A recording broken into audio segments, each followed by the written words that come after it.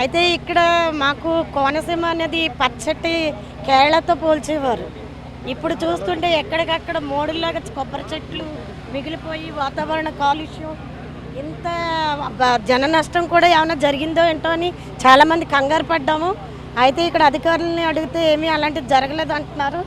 ఏదేమైనా కానీ ఇలాంటి మళ్ళీ పునరావృతం కాకుండా మాకు కోనసీమకి మంచి భవిష్యత్తు ఉండేలాగా అధికారులు నాయకులు కూడా చూడాలి.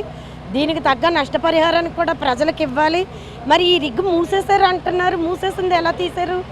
మరి ఇంత అనాలోచనగా ఎలా చేశారు? ఇంత నష్టం ఎలా జరుగుతుంది? వాతావరణం కాలుష్యం కూడా పెరిగిపోతుంది. మరి దీని మీద సమాధానం ఎవరు చెప్తారు? నేను మల్కిపురం మండలి జడ్పీటీసీ అండి, జిల్లా పరిషత్ మెంబర్.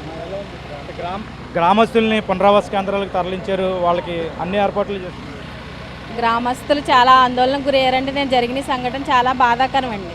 ఎందుకంటే రిపీట్గా జరుగుతూనే ఉంది మా కోనసీమ జిల్లాలో. అయితే ఇది వైఎన్జీసీ డిపార్ట్మెంట్ ఖచ్చితంగా బాధ్యత వహించాలి. ఇటువంటి సంఘటన ఎప్పుడు జరగకుండా కూడా తగు చర్యలు తీసుకోవాలని మేము కోరుతూ ఉన్నామండి.